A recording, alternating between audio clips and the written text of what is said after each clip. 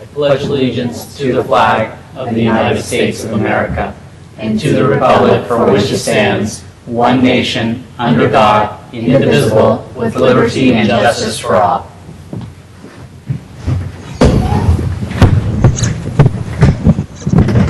Roll call. Commissioner Gutierrez. Present. Commissioner Silberman. Present. Commissioner Corral. Here. Vice Chair Harper Pedersen. Present. Chair Marsters. Present. Public comment. Public comment is limited to items not on the agenda. The commission may briefly respond to statements made or questions posed as allowed by the Brown Act. However, the commission's general policy is to refer items to staff for attention or to have a matter placed on a future commission agenda for a more comprehensive action or report. Is there any public comment? Seeing none, we will move on to approval of the minutes.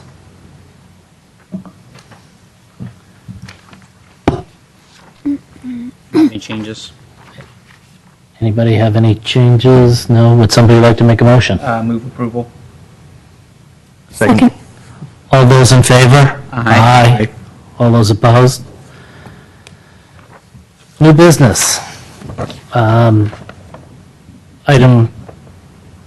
A, 655 Skyway Road, APN 046-081-550, architectural review of a freeway-oriented sign totaling 100 square feet in area for the 655 Skyway building.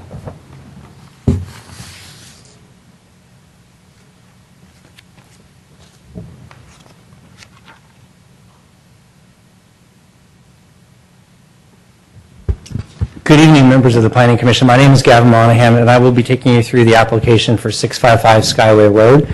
This is a request for architectural review approval of a freeway-oriented sign.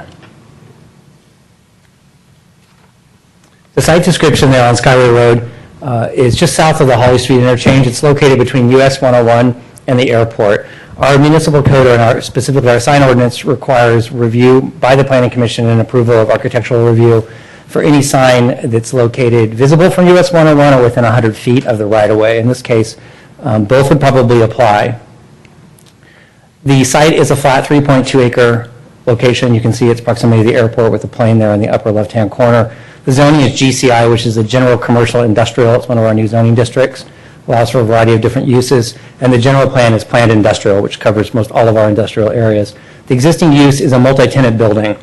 And that actually brings us to the nature of their request tonight, is to get some signage, provide signage for a variety of tenants that our sign code allows for.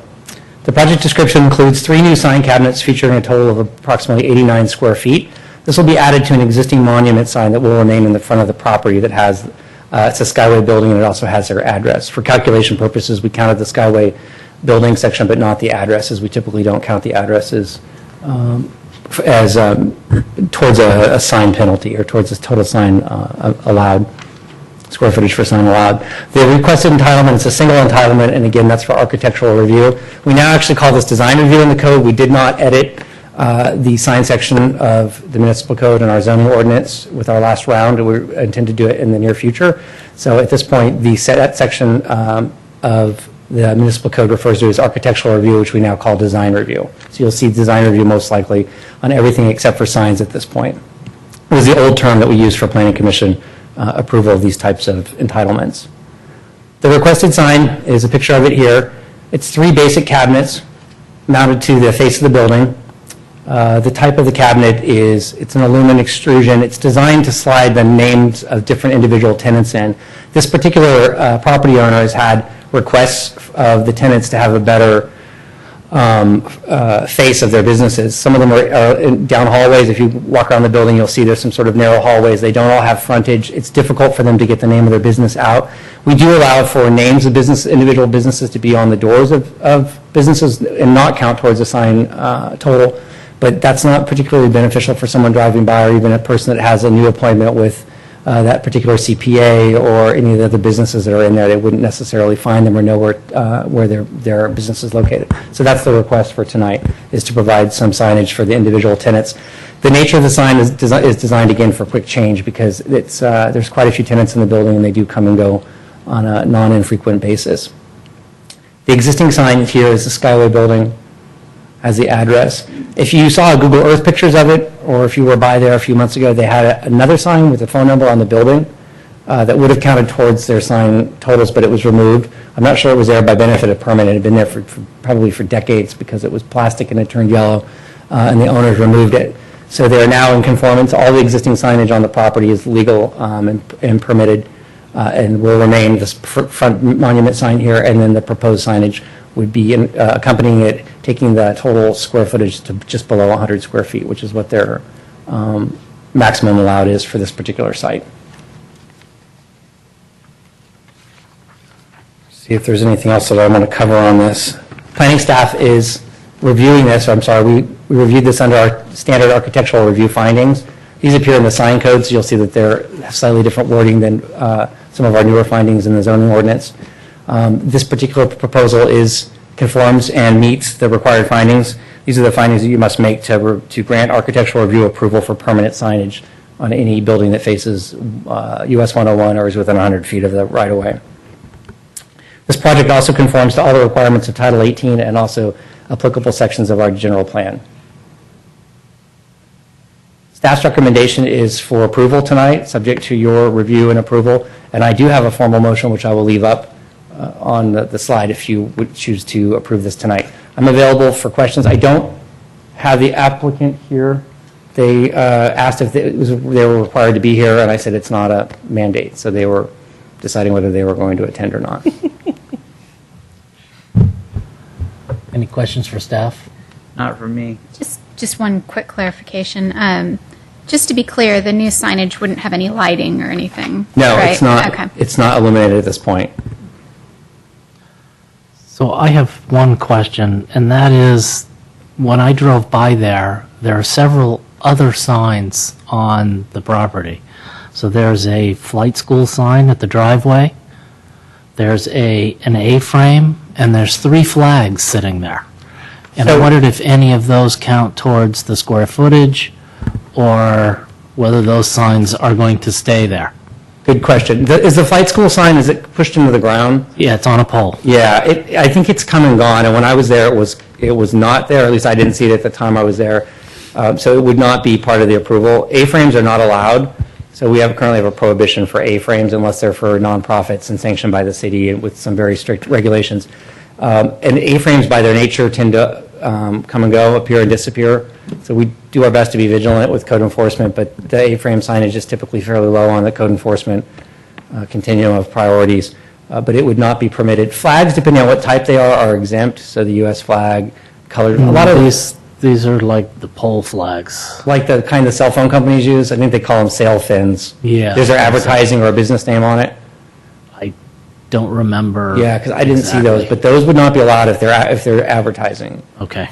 So there's a whole section in the ordinance about flags with protection of freedom of speech and whatnot. Okay. For legitimate flags and how they're flown, being exempt.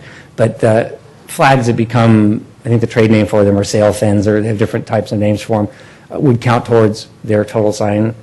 A lot of it wouldn't be allowed. I'm in regular communication with the property manager who helped actually initiate this, and he's been very vigilant and quite diligent about getting us everything we needed, and I would have a conversation with him about being vigilant to remove the signs that are not approved through the city's formal approval process.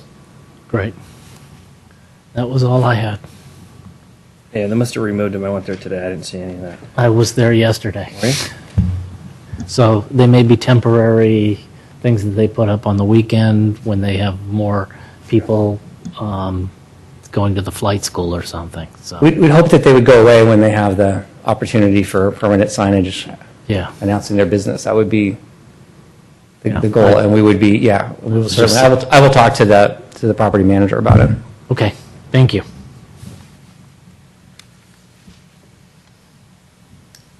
Any discussion? Anybody have any concerns making the findings or conditions?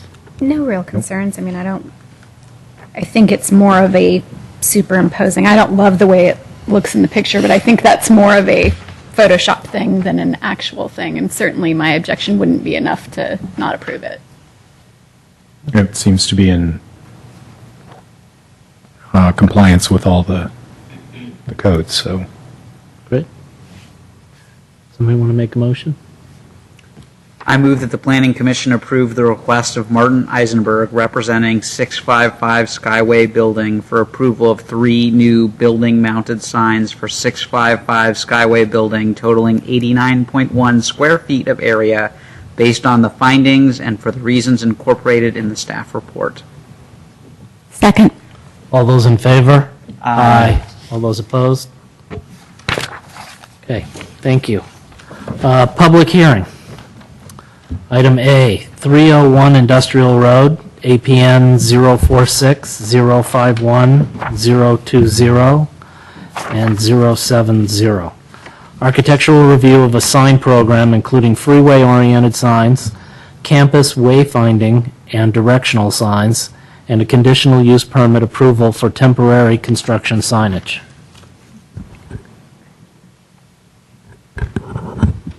Good evening. We have 2 signs tonight. The second sign is for 301 Industrial Road. This is for the PAMP medical campus that has been proposed and approved at 301 Industrial Road. In this request, there's 2 requests here, 2 entitlement requests for approval of architectural review, which is under our sign program, again for signs that are within 100 feet of US 101 or visible from the right-of-way, and also a conditional use permit that you will see a little later in the presentation covers some temporary banner signs that would not normally be allowed without a use permit finding for the temporary construction during the period of building the clinic building and the parking structure and the site improvements. So the site at 301 Industrial Road, it's north of Holly Street, interchange just west of US 101 and between that and Industrial Road. You've probably all been on 101 North. You'll see that there's quite a bit of site work that's going on the site right now, grading. They were working on connecting into the sewer system and getting the infrastructure for the first couple buildings to be erected. It's a flat 18.1 acre lot. That's a special number there because there are very few sites of this size in San Carlos. So the PAMP project went through quite a bit of entitlement several years ago. And this is, I believe, probably its last entitlement request, and it's for the sign program, which is a master, we often sometimes refer to as a master sign program because it's a large campus and it encompasses a lot of signage needs and covers several buildings. So it's an unusual request in that order. The zoning is PD 21. It's a planned development. The general plan designation is planned industrial, and the existing use currently is vacant. It's being prepped for the hospital or the medical complex.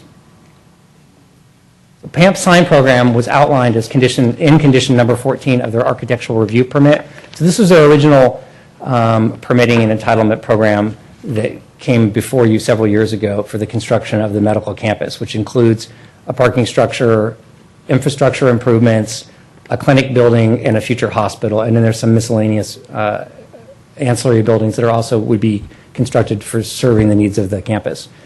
This request would provide a comprehensive sign program that would cover the entire campus, all 18.1 acres. It includes 27 signs.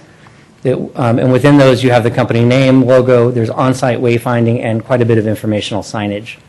This would also, the request tonight in front of you would be for a conditional use permit to allow temporary signs in an auto-oriented scale for the construction signage, and also to announce the coming of the new medical campus. So I'll get a little bit more into the specifics of those 2, but the 2 requests are for the architectural review and conditional use permit.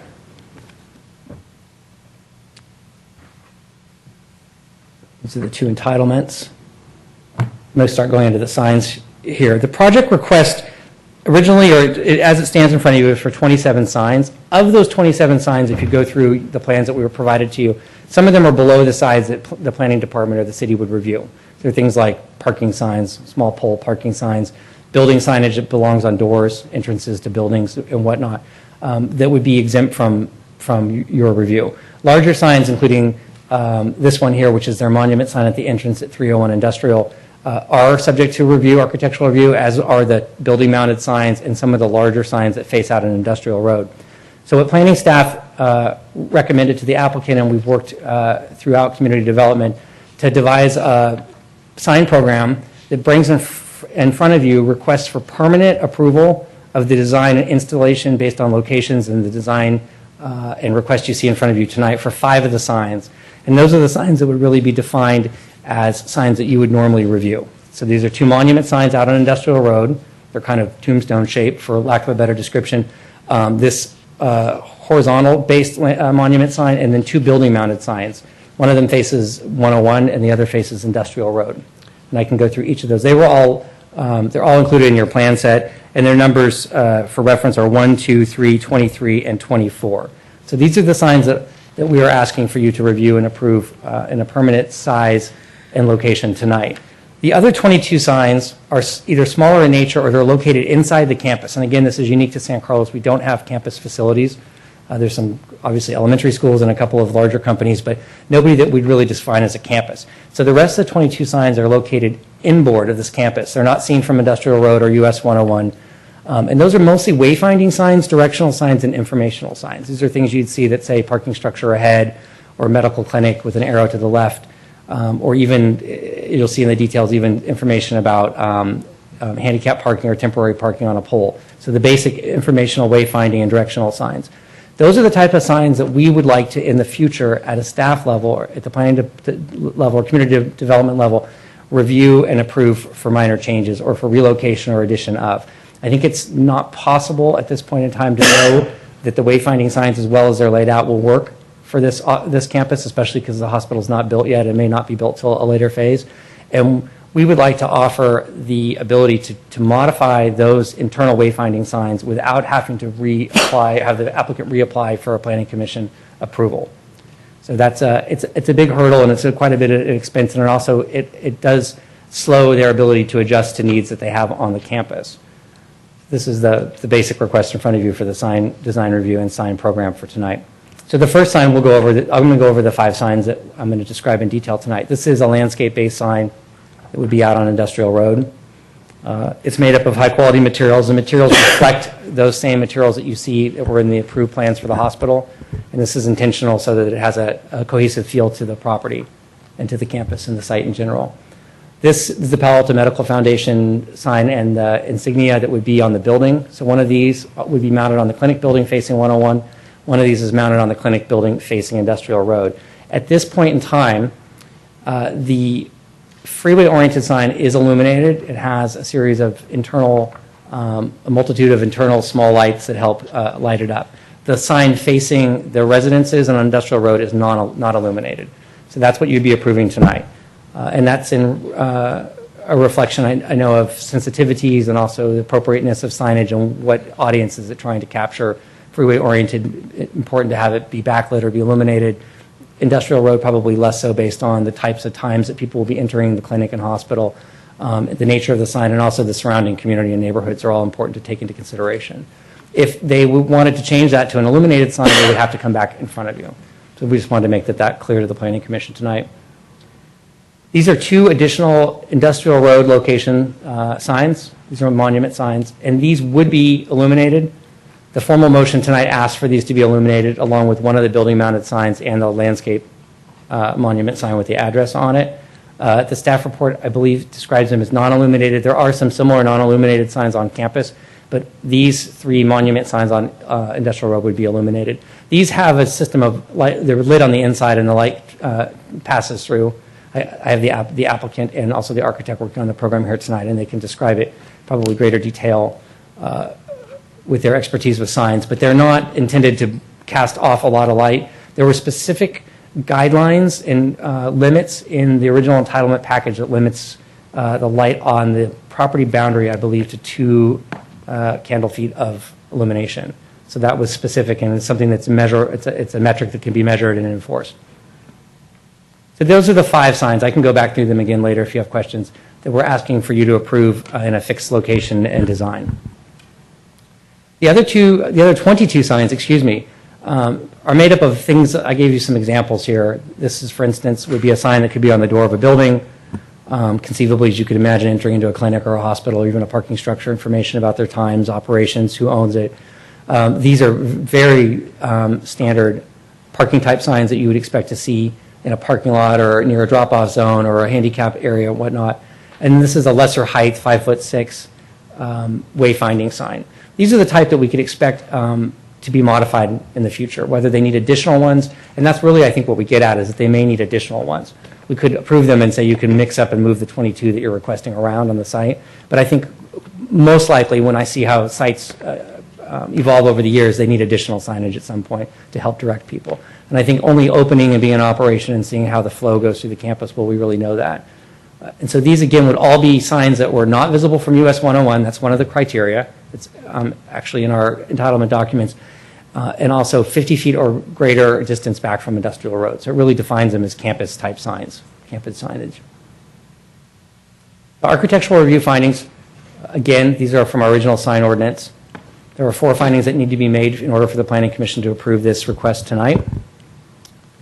And there's also a conditional use permit findings. So let me go back and just stay on, actually I'll just stay on the conditional use permit.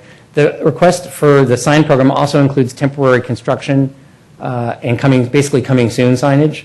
Our sign ordinance doesn't have a provision for a campus-type development, a large development like this. It limits temporary banner signage, or construction signage to about 100 square feet, depending on the site, and it cannot be deployed for more than 30 days in duration.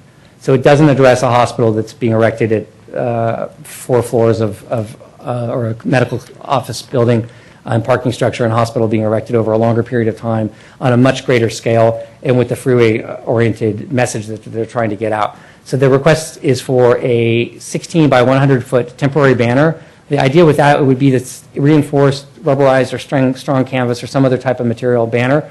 And you could conceivably see that on these types of sites it would move. Maybe as the building was being framed, it might be on the parking structure. It might also be on the clinic and move from the first floor to the second floor to the fourth floor as the building's being built. This would allow PAMP to get their name out. Hi, we're new. We're your new member of your community. We're coming soon. In this case, it might be a couple years of construction, but it would get the message out, get people thinking about that, and also allow them to deal with signage before and up to the point that they can install the permanent signage on the building. The construction sign, the 288 square foot construction sign, is the standard sign that you would imagine with maybe information about the developer, contact information, who to contact, any of those kind of required or necessary things that you want to have on the site. And as they've approached the city with this request, they have envisioned it as in a fixed location. It's a rigid sign. They're typically made out of plywood with those increments or those dimensions. And again, they have information about PAMP and the contractors and things that were necessary to convey on the site. So those are the 2 types of temporary signage. And again, they're for a much longer, greater duration than our sign code allows for 30 days. That wouldn't be appropriate for this type of development, to have them put up a temporary sign and then take it down after it's been deployed for 30 days. So those are the 2 requests that they have for temporary signage. We have them under a conditional use permit.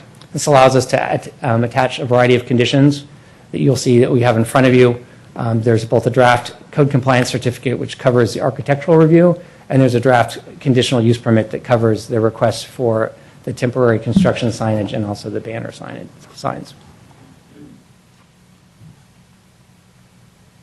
The planning staff is recommending approval of this. You'll see in the recommendation it does ask for 1 illuminated building sign, 1 non-illuminated, 2 double-sided illuminated monument signs, and then the larger landscape-based horizontal, also illuminated monument sign at Industrial Road. The applicant, and again, I said this earlier, architect are here tonight to answer questions if you have anything that's specific for them. And I'm certainly happy to answer any questions you have about the request for the sign program and also the temporary signage.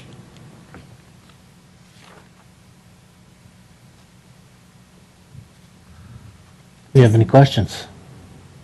I was just wondering, the signs that are on page 17 of our packet, and they also appear on the bottom, the bottom of page 3. Where are those signs going to be located?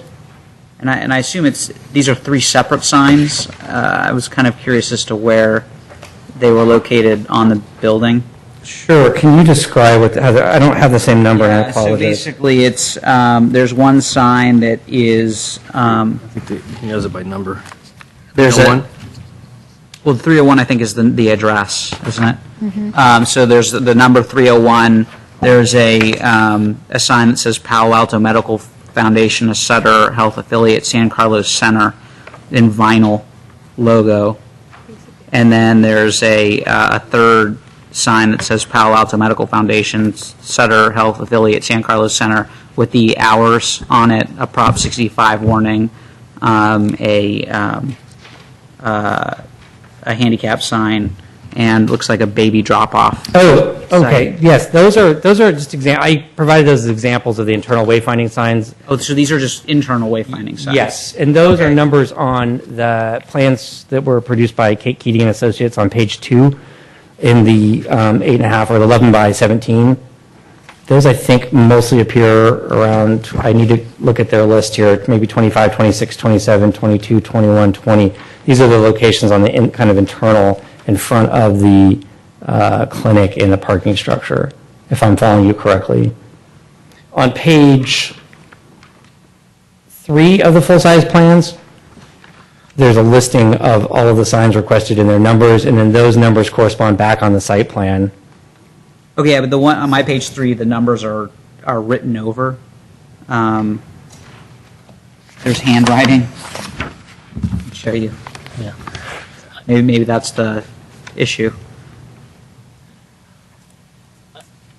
Okay, Evan, I believe the original ones he was talking about say vinyl logo and information on glass.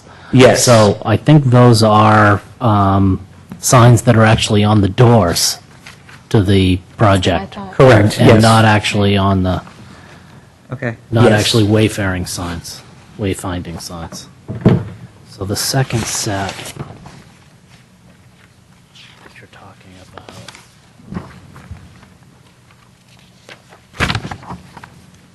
on, What was the second set? I can look it up for you.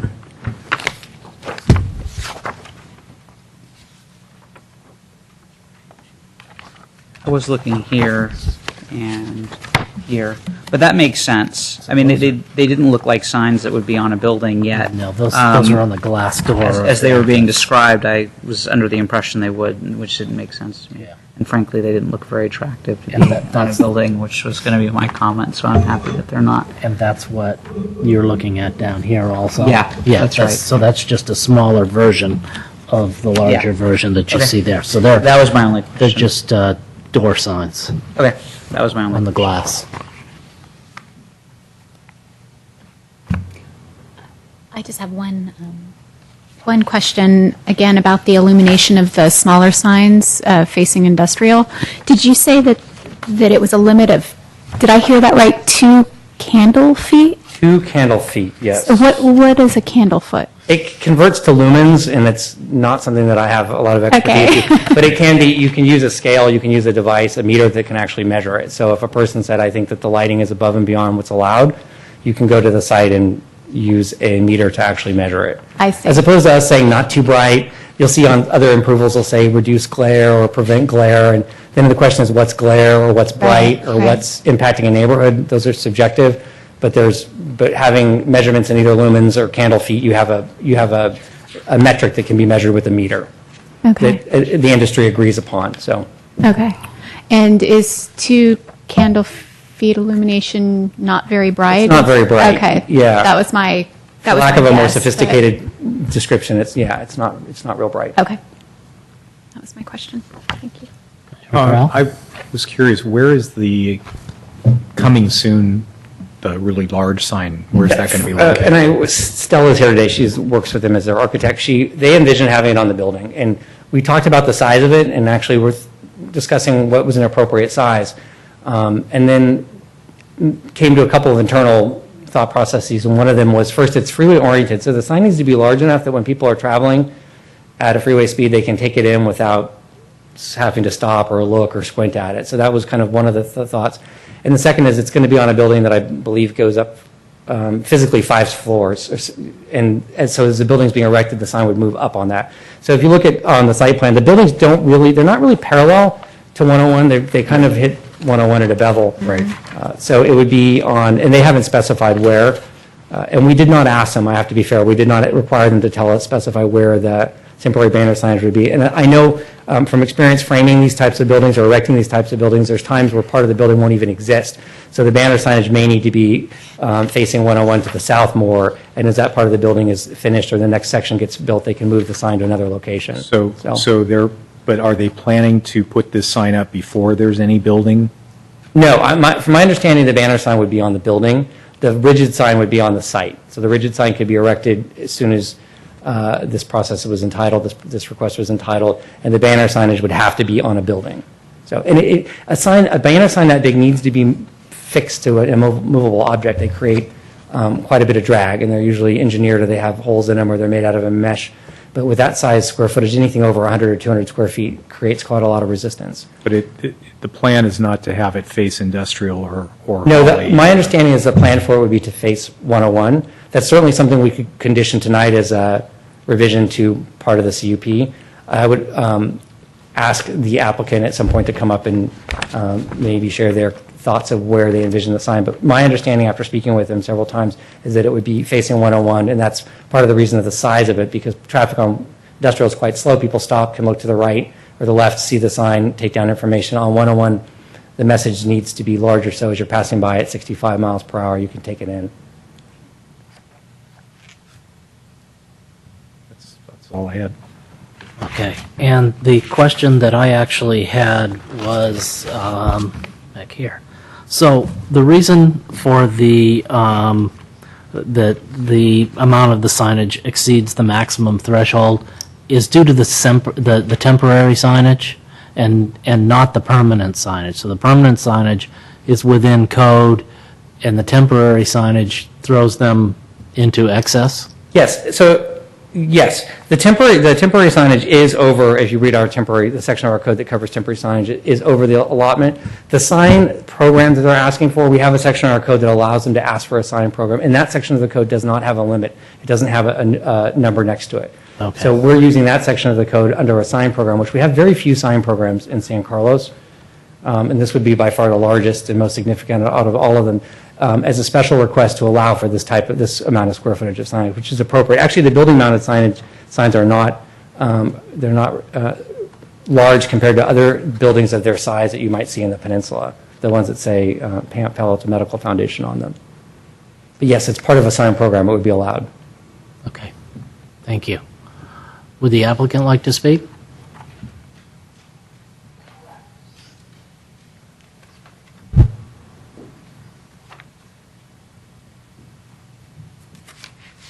Good evening. My name is Robert DeMann. I'm the applicant for Palo Alto Medical Foundation.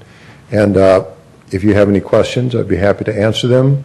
Other than that, we have read the staff report and we endorse it and request your approval. Anybody have any questions for the applicant? Would you have any concerns if the approval was conditional on the large sign only facing 101 and not facing Holly Industrial? I don't think so. No. You're talking about the building mounted. No, I thought we were talking about the large coming soon mounted coming soon sign. The large non-banner sign would be close to the freeway, sort of in the northwest or northeast corner of the site. There's an area where the trees are not there, the trees that go along the freeway. So we would want to put that sign as close to our eastern property line as we can to allow for the best visibility from 101. And then the banner signs would go up, or the banner sign would go up as the building is erected and we get the steel structure up. Then we can hang the banners at, let's say, the banner at the 4th floor level of the clinic as it's being constructed. That sign would face the freeway and not Industrial Road, the banner sign. Yes. Okay. So you wouldn't have a problem with a condition that changed that or that stated that the banner sign will face 101? No.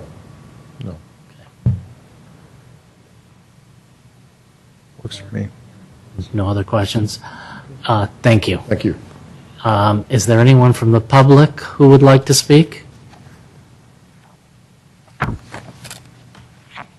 Okay.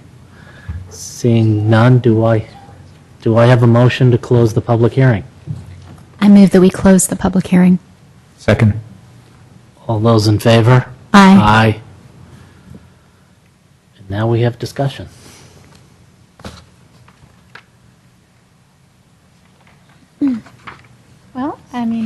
think it seems like an appropriate request, given the size of the campus and given all of our comments. I think it seems appropriate. Are we going to change the motion then? For the coming soon, yeah, I mean, I just think a coming soon sign is pretty ugly. It'd be nice if it only faced the highway. So, I mean, it sounds like they're going to. I don't have a problem with that anyway. So, if there's a way for us to, modify the motion in a very simple way, just to make sure that the use of the coming soon sign is conditioned on it facing the highway and not any residential or quasi-residential area. How would we go about doing that? You just, as part of the thing. As part of the motion, just part of the motion, just you add just that. add Right that where- as with the additional condition of, The movable banner is you what read we're the really motion? concerned Oh about. my goodness!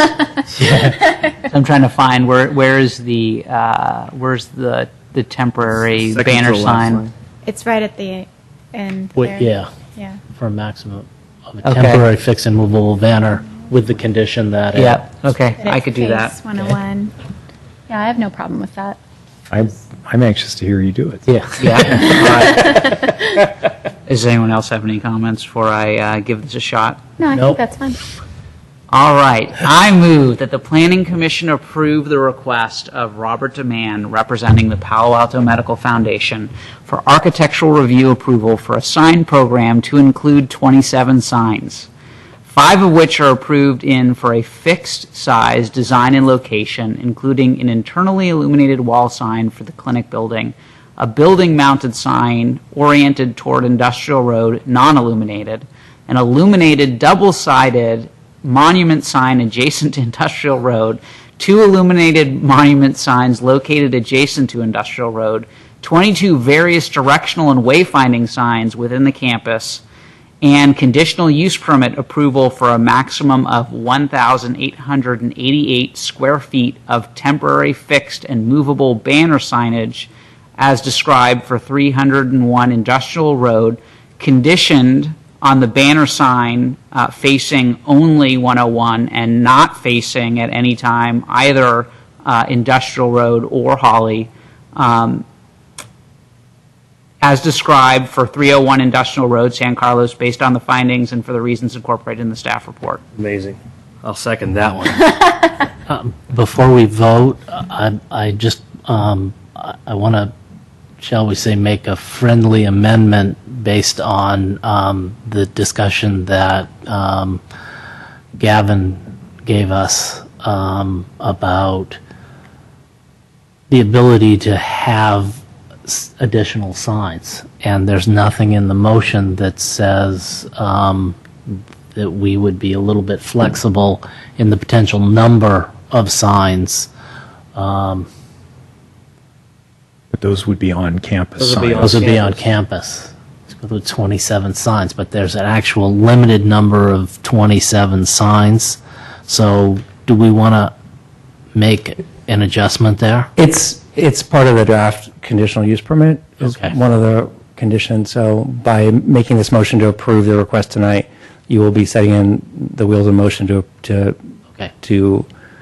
codify the draft conditional use permit and also the code compliance certificate, which both capture those details. Okay, I just wanted to make sure that we weren't, that we didn't have to put it in the formal motion.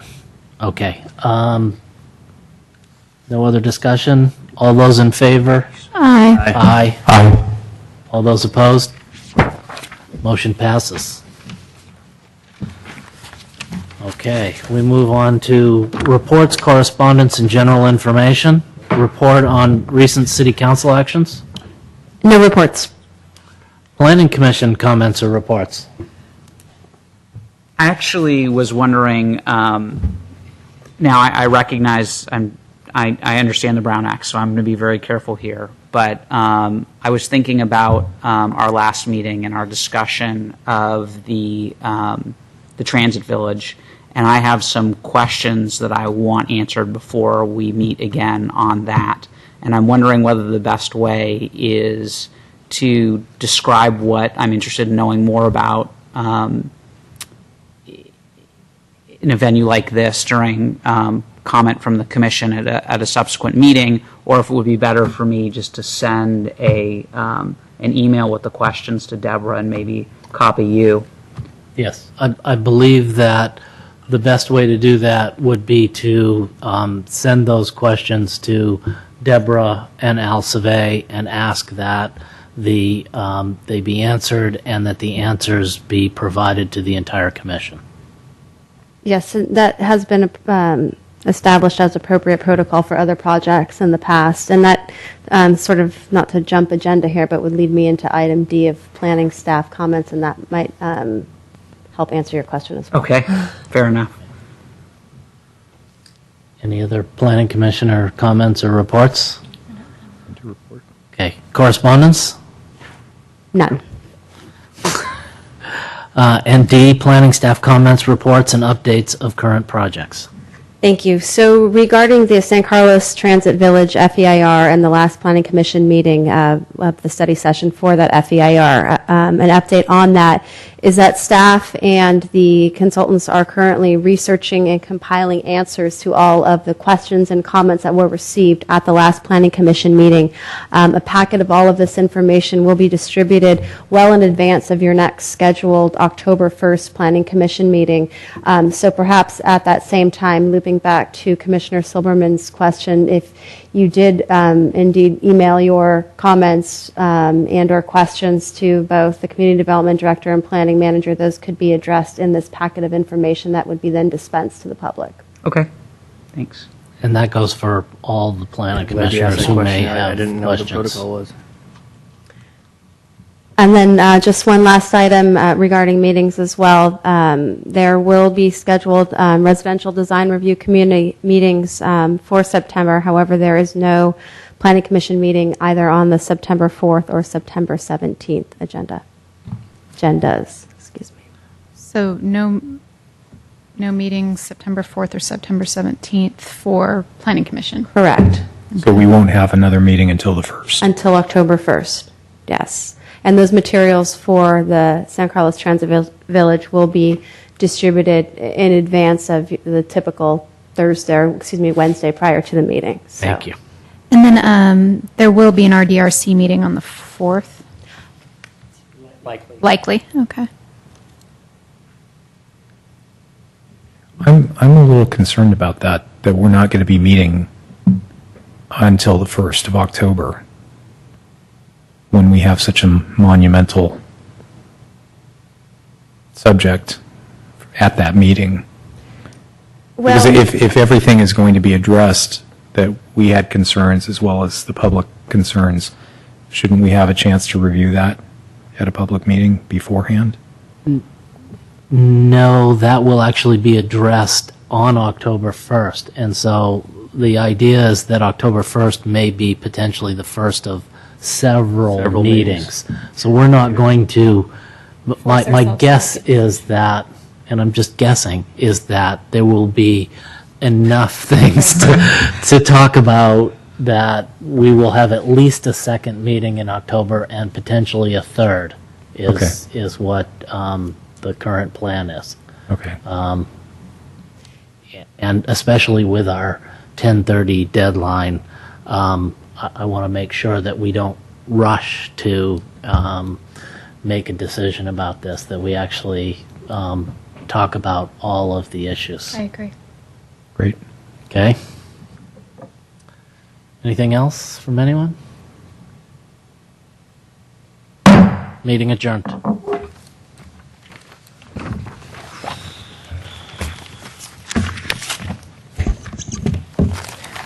We already opened this thing. Is it more?